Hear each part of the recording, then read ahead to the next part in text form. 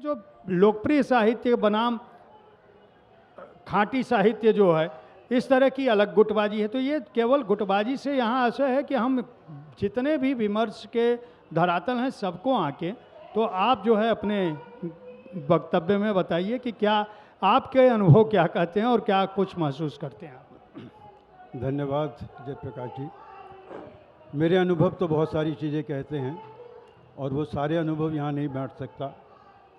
सबसे पहले तो आपका धन्यवाद, गणेश जी ने आपका धन्यवाद दिया। धन्यवाद इस बात का कि आपने एक ऐसा विषय रखा जो हमारे हिंदी साहित्य में बरसों से चल रहा है, हर बार उस पर बात होती है, हर बार वही दुर्घटनाएं होती हैं। और इसके कारण जयप्रकाश जी एक बात कहूँगा आपसे कि अनेक ऐसी अतृप्त आत्माएं जो गुटबाजी के कारण इस समय संसार में नहीं हैं, वो निश्चित रूप से प्रसन्न होंगी कि आप इस विषय को लेकर आए हैं, किस तरह के गुटबाजी में वो लोग मारे गए। और इसी प्रकार से अभी जो बहुत आपने चर्चा की और उसमें बताया कि किस तरह से इसका विरोध हो रहा था। अभी तक तो आपका विरोध हो रहा था, हम तो डूबे हैं सनम तुमको भी ले डूबेंगे। अब हम लोगों का विरोध होगा कि भैया इनको क्या मिल गया जो यहाँ पर आ गए। ये दुनिया जो है गुटबाजी की दुनिया बड़ी मज़ेदार है।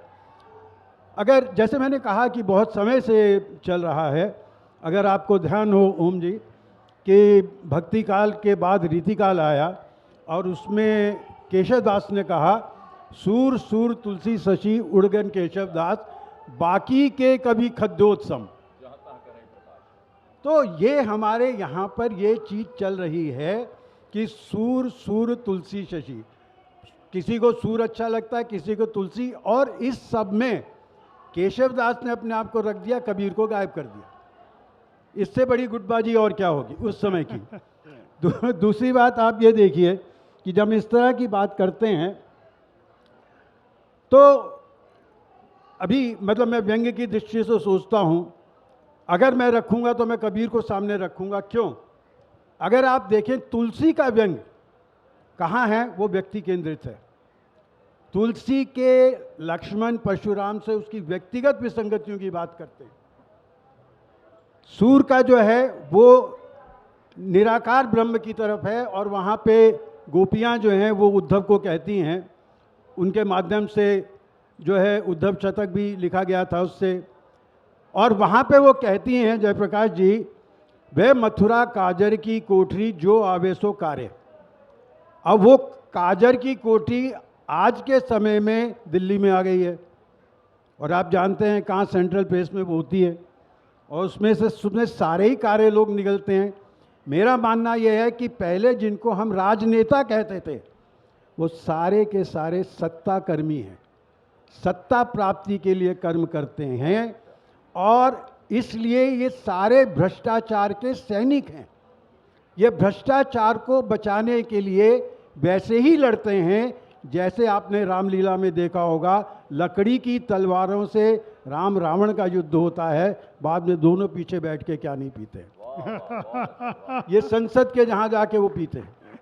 अब ये समस्या जो सत्ता की बात कही आपने, गणेश जी आपको ध्यान होगा कि एक बहुत समय से ये चल रहा है और उसके आड़ के पीछे बहुत सारी बातें की जाती हैं। तय करो पहले किस ओर हो तुम, तुम्हारी पॉलिटिक्स क्या है? अब तय करो। मैंने ठीक है तय कर लिया कि भैया मैं अपनी ओर हूं। कहेंगे नहीं, अगर तुम किस ओर हो तुम, अगर उधर हो तो खराब हो, इधर हो तो ठीक हो।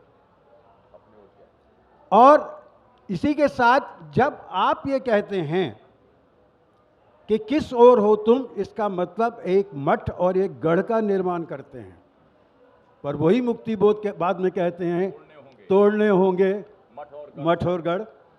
क्या विसंगति है आप देखिए। मेरा मानना यह है कि तीन चीज़ें होती हैं। मैंने इस पर एक संपादकीय भी बहुत पहले लिखा था, बद्ध, प्रतिबद्ध, दलबद्ध। बद्ध है आप किसी के साथ बन सकते हैं, पिता पुत्र के साथ बन सकता है, उसकी विचारधारा अलग है, मेरी अलग है, उस कारण से मैं पिता के संबंध को नहीं छोड़ सकता, ये रिश्ता है। प्रतिबद्धता किसके साथ? मेरी अपने साथ हो सकती है। मित्रों, मैं मानता हूँ कि हर आदमी अपनी दृष्टि से अपना रास्ता तैयार करता है, उसको थोड़ा सा आगे बताऊँगा। तो प्रतिबद्धता मेरी क्या है? जैसे मैं व्यंग्यकार हूँ, मेरी प्रतिबद्धता जो है वो वंचित के प्रति है। मेरा मानना है कि जो गरीब है उसके पर कभी व्यंग नहीं करना चाहिए। अक्सर हम लोग कहते हैं, रिक्शे वाला जा रहा है, उसने आपसे 15 रुपये 20 रुपये फालतू ले लिए, अरे यार ये भी भ्रष्टाचार करने लग गया है, ये भी तू भी अब लग गया नेताओं की तरह भ्रष्टाचार। पर उसके और दूसरों के भ्रष्टाचार में दोस्तों एक फ़र्क है। वो भ्रष्टाचार अगर कर रहा है तो अपनी आजीविका के लिए, जिससे उसका परिवार थोड़ा और सुखी हो, 1 जून की जगह उसको 2 जून की रोटी मिले। और वो जो अय्याशी वाले हैं, जो वो भ्रष्टाचार करते हैं करोड़ों में, वो सिर्फ अपनी अय्याशी के लिए करते हैं। हमारा मकसद उनको लेके आना है, उनके ऊपर आक्रमण करना है। तो ये प्रतिबद्धता आपकी अपनी है, ओम जी की अपनी वैचारिक प्रतिबद्धता है, गणेश जी की है, मेरी है। फिर आप उस प्रतिबद्धता को क्या किसी दल से जोड़ना चाहते हो या नहीं? अब जैसे मैं मानता हूँ, दल क्या है, दलबद्धता क्या है? दलबद्धता वस्तुतः आपके सामने 2 चीज़ें हैं, आपकी ज़िंदगी में भी मिलेगा, जरूरी नहीं है साहित्य में मिले, दोस्तों जितने युवा साथी उन सबको मिलेगा।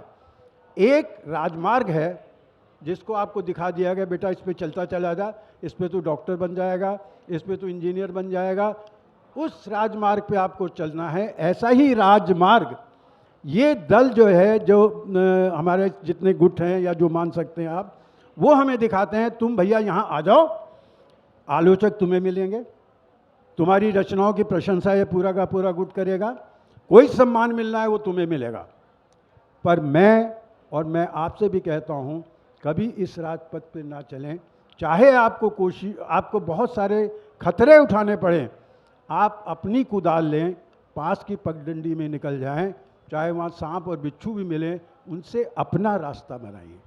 धन्यवाद। तभी आप जो है वो आगे जा सकते हैं।